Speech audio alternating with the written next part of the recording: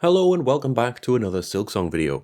I'm afraid they're gonna keep coming thick and fast. I can't guarantee they're ever gonna stop, but with how anticipated this game was for me, I cannot stop making videos about it. This should be the last one that's purely speculative because the game's gonna release on Thursday the 4th, which by the time this video goes out is probably tomorrow, I would have guessed. Silksong gave its release date on the 21st of August, which of course is the 4th of September, and since then, games have been jumping left and right out of the way. It's like on speed with that bus coming down the street. Everyone's jumping out of the way, getting out of the way.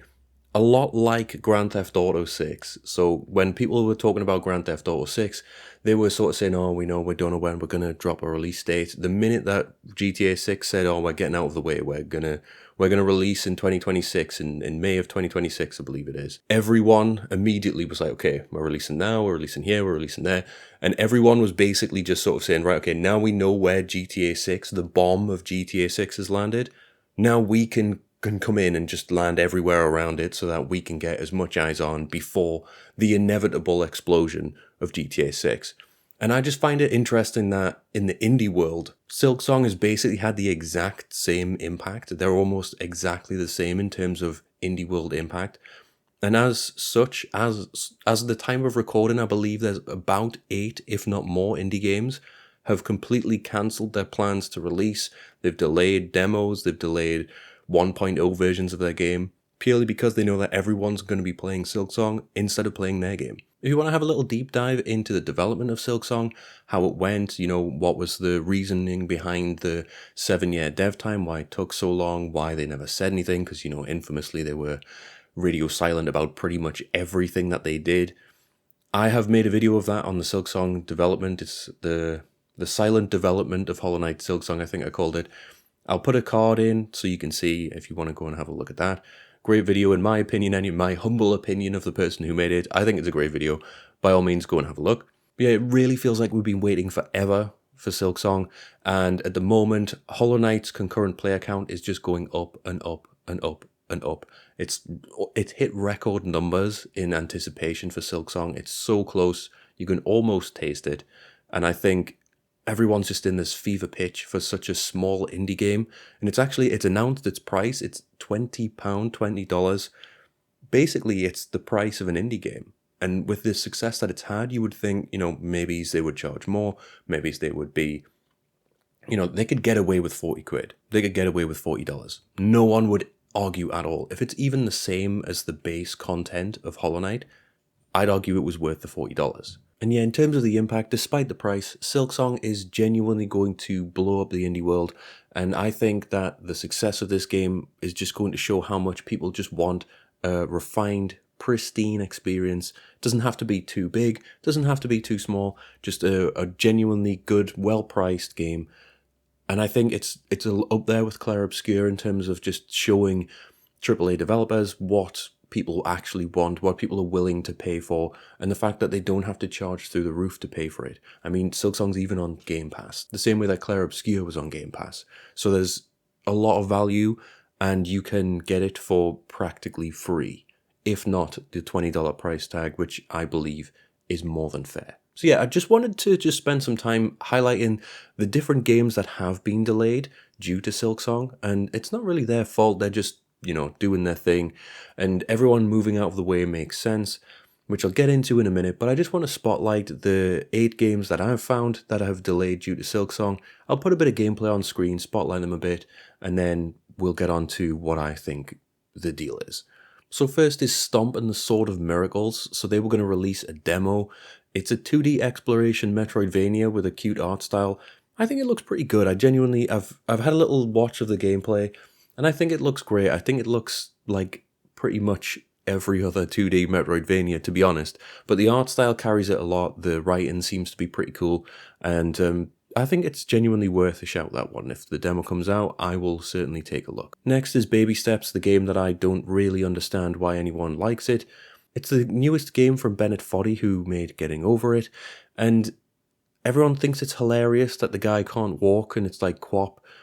But like, what is the purpose of this game? What is the point of QWOP in a 3D space? I genuinely, it's like a hashtag content type of game. which if you were with me from the streaming era, you'll know what I mean by hashtag content. It's just people playing it so they can just clip it and put it on TikTok or whatever. I personally don't see the interest in this game, but loads of people are looking forward to it. By all means, have a good one. But this one, they put out like a really fun little announcement trailer that it was getting delayed, and they actually built a model of Hornet to put in their sandbox to show it off. I thought that was fun. So yeah, Baby Steps is also another one that was delayed. CloverPit, this is one that I think goes alongside something like Recoin, a roguelike slot machine PSX horror game type thing. It looks like an interesting concept. It looks like you're sort of trapped in a room and you've got to do slot machines to do something. I don't really know much more than that, but it does look genuinely quite cool. Might be worth a shot. Next is Megabonk, which looks like a 3D take on Vampire Survivors, but it does have a cool skateboarding skeleton in it, which just instantly puts it at like a top tier for me. Like if you can play as a skateboarding skeleton, I am happy. I'm more than happy with that sort of thing. The next one is Aeterna. I think it's Aeterna Lucis. It's literally a 2D Metroidvania, so I own the original. I didn't realize that I did own the original, but I've never played it. But essentially, it's just a 2D Metroidvania. I fully understand why this one of all games has delayed itself, because it is more or less the exact same genre and everything, so I think it would suffer massively if it was to release at the same time as Silksong, because as good as apparently the first one was, I don't think it's going to be enough to unseat Silksong. Next is Little Witch in the Woods 1.0. This is a cozy game very much like a Stardew Valley. I think it looks good. It probably looks like every cozy game ever. I think cozy games have been done to death, and I think there's a lot of people who have built a little cottage industry around cozy games, but it looks good. It looks fine.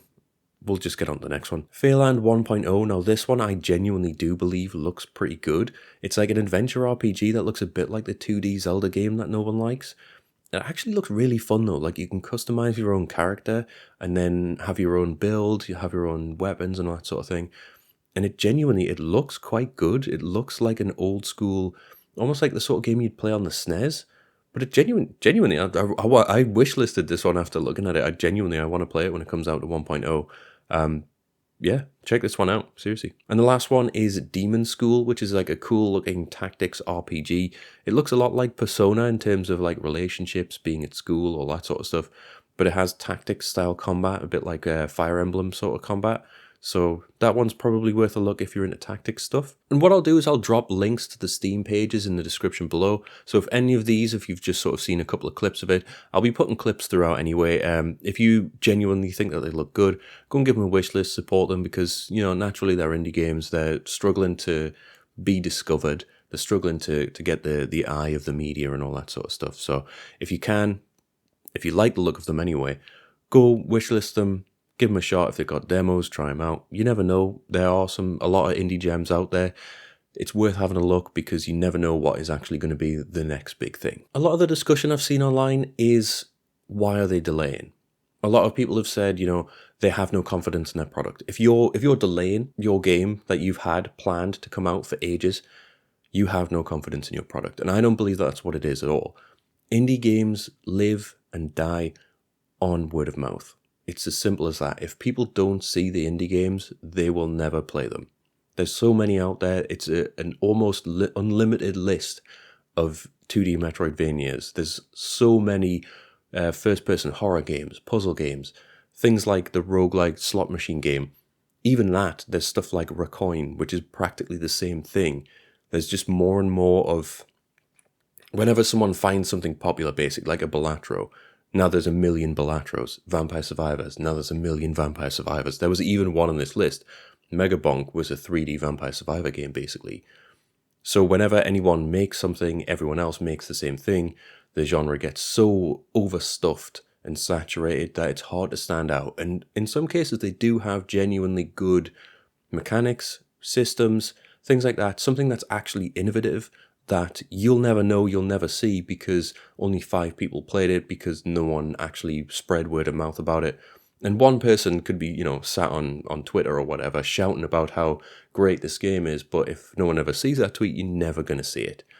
So when it comes to releasing alongside the biggest indie game, most anticipated indie game ever, I think that it's a good idea to cancel every plan that you had and just leave it till later in the year, or leave it till 2026, because there's no way they're going to get discovered when everyone in the indie space will be talking about Silksong. But now if we dip into the world of AAA for a second, I'm genuinely surprised that 2 games in September, and September is stacked, but I'm surprised that 2 games in September haven't changed their release date.